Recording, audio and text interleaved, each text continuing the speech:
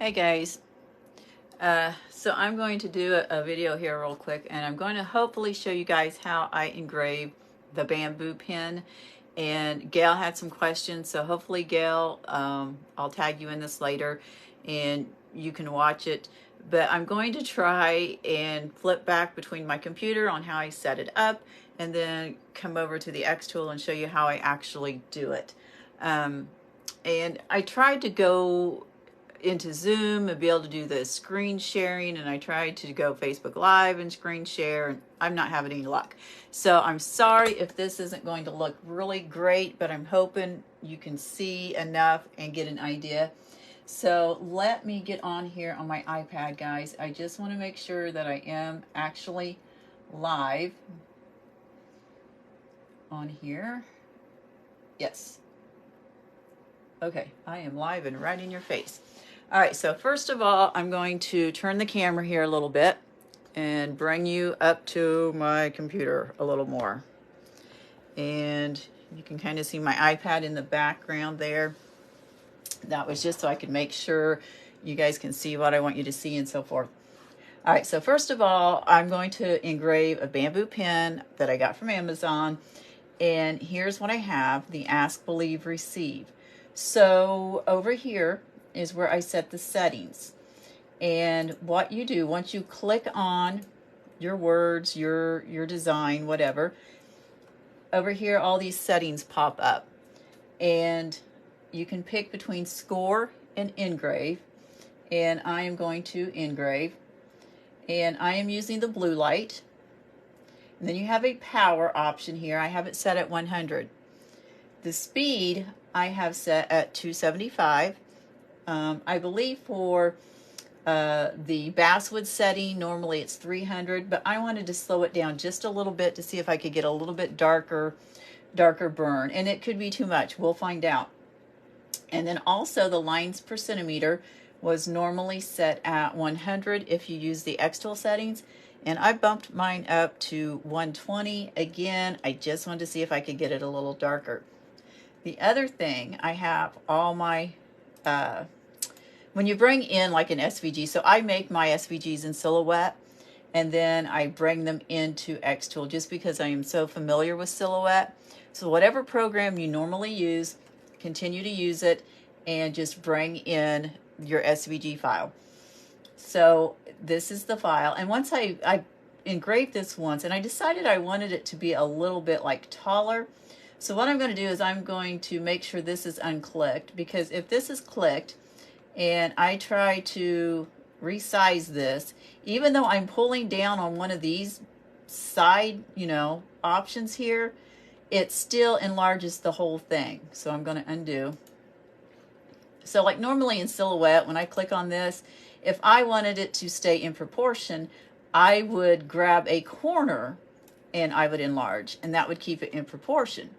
And then if I was to grab like one of these side boxes or the top and bottom, I could stretch it out, but it doesn't work that way with this program. If you want to be able to make this taller, you have to unlock this here. And now I can wait until, see, I got the arrow going up and down. Now I can pull it and make it a little bit longer. I also have this whole thing grouped. You could also ungroup it. Let's say I wanted to get rid of just the heart for some reason. I could ungroup it and get rid of the heart. But I don't want to do that. And I like to keep it grouped once I get everything the way I want it. So I'm coming up here to the top and clicking group. So these options, and I can go over this a little bit more. I'm not an expert by any means, guys. I'm just, picking up things as I go. But the one thing I would say, when you're using the Rotary, and that's what I'm going to use for the pen, and you wouldn't have to use the Rotary unless you're wanting your design to kind of wrap around the pen.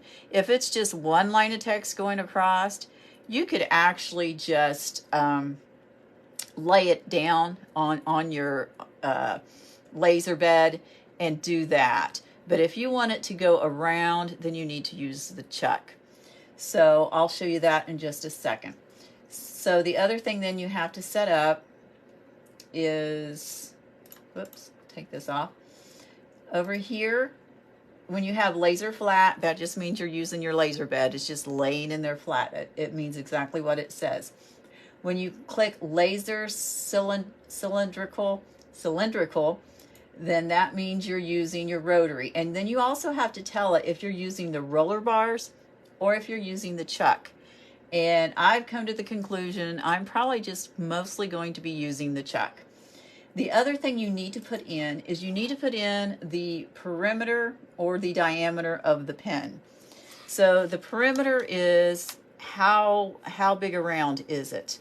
So xTool, you got one of these handy dandy tape measures, and it has inches on one side, centimeters on the other. So you need to wrap this around, and you do this with any object that you're using the chuck with. You're always going to have to put in the perimeter or the diameter. And so when I measure this, let's see here, and I think I'd already measured it once. Whoops, I don't have that very tight. And I think I'm at like right at 40 inches or 40 millimeters.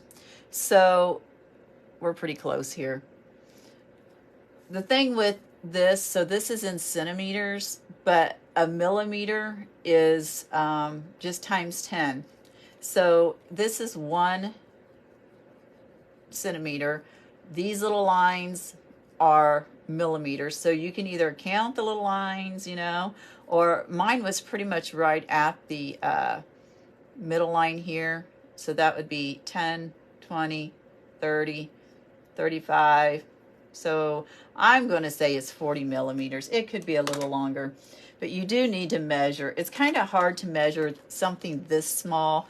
When I'm doing a cup or whatever, I feel like I can measure better.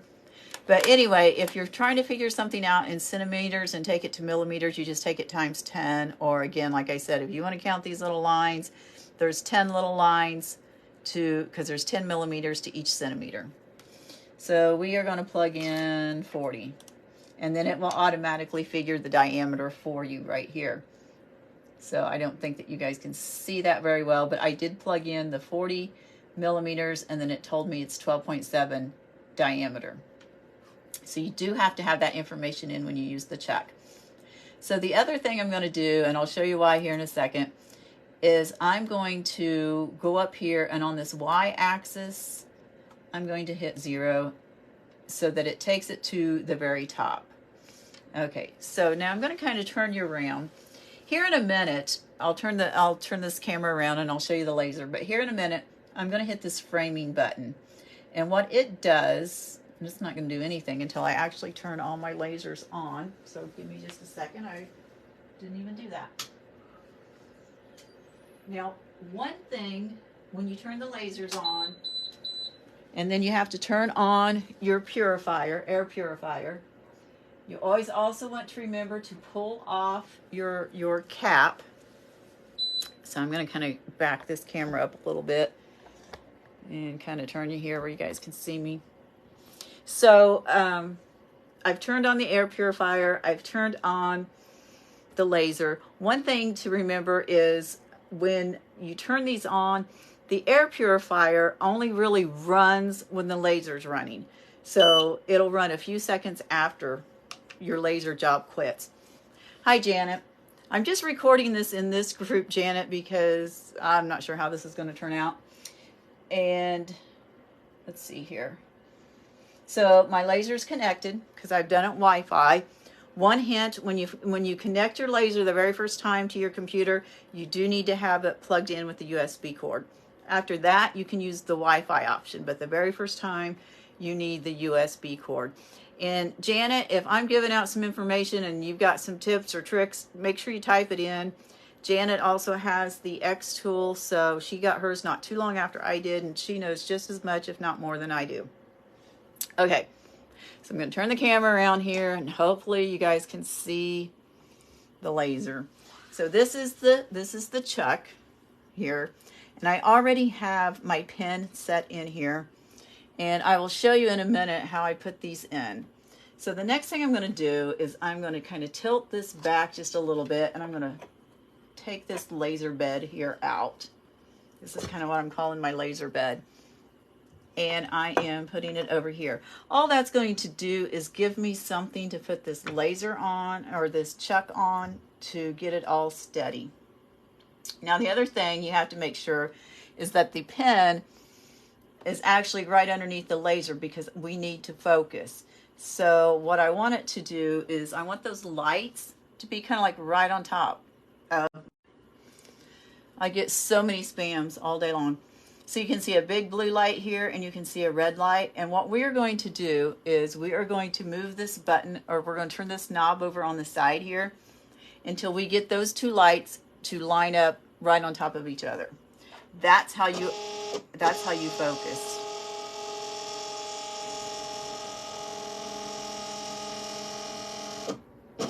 Now, for me, because I have astigmatism pretty bad and I really have bad vision, a lot of times I lower this down a little so that I can see the lights better. They don't look as blurry to me. Let's see. Let me get right in here and see. Okay. So yeah, so it's easier sometimes for me to tell if I have that pulled down a little bit and I'm looking through the green. Okay, so now I have it focused in. So I'm going to hit the frame button on my computer here. And let's see. Okay, so did you see it kind of turn and you see that light going across? I'm going to do it again. And that's going to show you where your writing or your engraving is going to go. Okay, so I can tell I'm going to kind of hit the metal here. So I'm going to like scoot this back a little bit. Now, one thing you have to know too, whenever you use the rotary, it always needs to be on the right side of the laser. If you put it onto the left side of the laser, you're going to have to flip your designs and everything around. So let's try the framing again.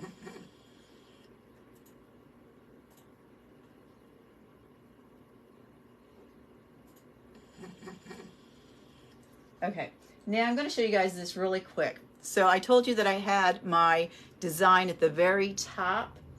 I had my y-axis set to 0. Watch what happens if I bring my design down. So I brought it down just a little bit. Now watch the framing. Okay, so think of it this way, guys, and I don't know if this will make sense to you, but think of it this way, like for those of you who have like a Cricut or a Silhouette or whatever, and you have your mat, and let's say in your mat, you have your design on your screen, like, you know, you have the screen, it looks like your mat, and if you have your design in the middle, then your blade's going to come down and it's going to do the cut like right here in the middle. So that's kind of what that pen thing is doing. I had my design kind of down towards the middle of my mat, so it's turning the pen to where it thinks it needs to go. So if you are trying to line things up and you know you want it to start at this point, make sure you have your design at the 0 y-axis, and then when you frame, it's going to start the design right there. Otherwise, if you have your design farther down the screen and you hit the start, it's going to turn the pen and then it's going to start the design, and it may not start where you want it to. So I hope that makes sense. Okay, now I'm going to kind of turn you guys back around. Sorry, I wish I had a fancy camera set up so I could do this better for you guys, but this is what we got here. So I'm going to take my design and I'm going to put it back to 0 on the y-axis. And now when we go back to framing, there you have it. Okay, so after I have it framed and I think I have it where I want it, then the next thing I'm going to do is just hit process. And then it brings up another screen on your computer. And then you're going to hit start. Now I am going to lower this down just a little. Of course, it can't go down all the way because the chuck's in there. I'm not going to look at it directly as it's going, but I am going to hit the start button here. And then once you hit the start button, it will tell you to hit the ready button. So this button over the side here is flashing and it tells me it's ready to go.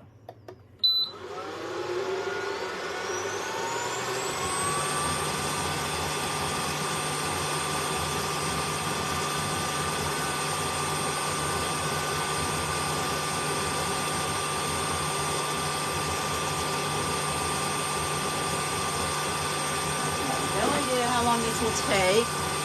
Usually these don't take very long, like, a couple of minutes or so.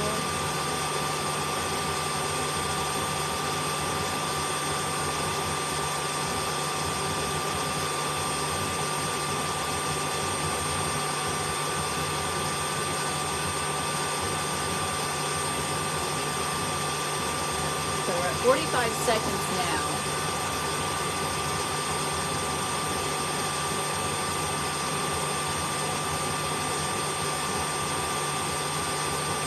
I will say, if you don't have the air filter, you definitely want to be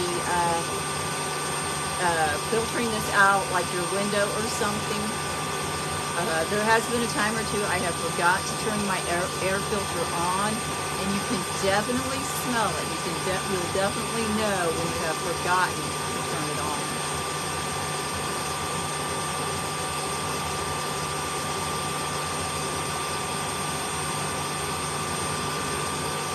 Okay, so these are not my normal settings. I just wanted to experiment a little bit, so we'll see what happens. I could be totally off on these settings by the time we're done. Okay, that beep means it's done. You can still hear the air filter running for just a little bit.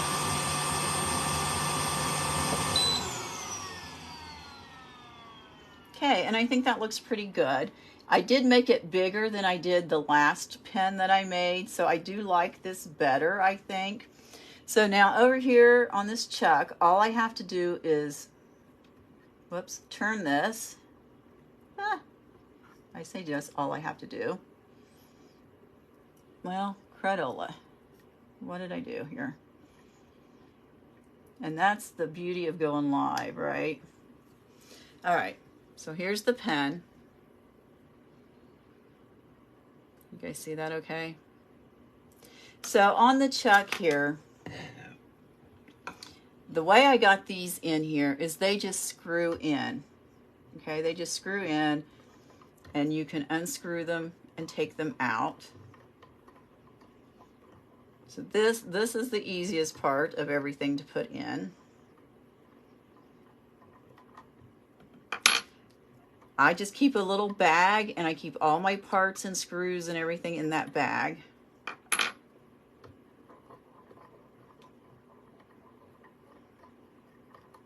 Okay, now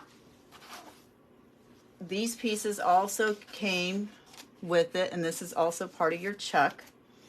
So again, that was for the pen. And if I was going to do like those Christmas ornaments, or if I was going to do a ring, like a ring that you'd wear on your finger, I would use these pieces. Now, if I wanted to do something bigger, like a tumbler, then I'm going to use these. And there's two different sets here. So each set has 3 pieces. Let me see if I can bring this in close to where you guys can see. Let me turn this light on. Sorry, maybe that'll help. Does that help or no? Okay, so anyway, yeah, maybe there you can see it. So you have different holes here, and you can set these, like you could set them, well, right here. I don't think you can move it out this way because that's going to miss. No, you can. I think you can. So I think you can set it on these last 2 holes, or you can bring it in. And then you have screws that screw in to these 2 holes in here. And so that the screws just will screw those on. If you wanted a smaller, for some reason, you've got these. And again, you put that on there, and there's 2 screws that go on there. And then you can make those come out bigger and smaller by using this chuck here. So when I turn this piece right here, can you see this piece turning? If these plastic pieces were in, they would like open up or they would close. So that's how you tighten and loosen it up. And then you have a little chuck that actually goes in here so you can get it really good and tight if you were doing something like a tumbler. So anyway, that's how I do the pens. So if you wanted to do something like drumsticks or heck, I don't know what you would do. Ink pens. I do the metal ink pens also with that. I don't know. Any kind of like small, thin thing. Like I said, rings. A lot of people will engrave on even the inside of a ring. What have you. So that's what I use for that. The rotary, I usually just leave it plugged in and sitting beside the laser. And again, you want it on the right hand side, because if you don't, it will mirror things. So like when you put, I'll show you a cup I did really quick. So this was a test cup because I wanted to see if I could get my colors, because you can actually get color with the right settings and stuff on stainless steel. But I did it, I had the rotary set on the left side of the laser instead of the right, and it mirrored everything. So you have to kind of be careful of that. You can set it on the left, you just need to remember to flip things around in your design program, otherwise it's going to mirror. But anyway, Gail, so I hope that helps. But this is again what you're going to need to do the ink pens if you're wanting the image to go around. Now honestly, this one I probably could have just like laid in my bed and it would have lasered that. But I did do an ink pen where it has like my Sublime designs kind of wrapping around, and that's when you definitely need to use the rotary. But you could have just laid that in the laser bed itself, propped it up to where it was level, because depending on where you put, let's see here, kind of depending on like how you have this laying and where you want the pen, you know, like if you wanted it where I have it, you're going to have to prop it up somehow, because see, otherwise I'm not level. It's going to go downhill. So that's another reason, even though this is kind of like just a single line here and it's not wrapping around the pen, that's another reason to use the rotary, the chuck, because then I could get it up level. Another thing, and I just got them the other day, and I haven't had a chance to try them out yet, but Janet's on here, but I do want to give her a shout out because her husband makes these 3D, and let me shut this light off, guys, because it's like blinding me. So Janet can't even talk. Janet's husband makes these 3D jigs. And if you're kind of wondering, all right, why do I need a jig? You don't need a jig to do this, but it does make life easier. So let's say I had a whole bunch of business cards to do, and you basically need to get, you do your framing, so you have this little light that shines around the edge, and you got to get your business card right in there. And it can take longer to frame your business card and get it where it needs to be than it takes to actually laser it. So if you have this in there, you know your business card fits right in this area. You pop it in there. You can get it all lined up the first time, then you know it's perfect. You just keep taking it out, the business card out, you put a new business card in, you keep going. So it's a way to do it really quickly. So the jigs really speed things up and make sure everything is in the same place all the time. Okay, so anyway, like I said, I did this because Gail had sent me a message earlier asking about the pens. So again, another feature that's kind of cool is after you are done lasering, it will tell you how long something took. So it took 1 minute and 43 seconds. Wow. Sorry, guys. My light just flipped. I guess that's a sign that it's time for me to get off here. But anyway, so you just hit OK, and now you're back to the main screen. So again, I used a setting, a power of 100, a speed of 275, and 120 lanes per centimeter. If you wanted this darker, you could slow it down a little bit more. So adding more lines or slowing it down is going to help you to get a darker engrave. So anyway, that's it for the pen. I'll try and do some more individual type videos for the different things later. If you guys have any questions, you let me know. Thanks for watching, and I will talk to you soon. Bye-bye.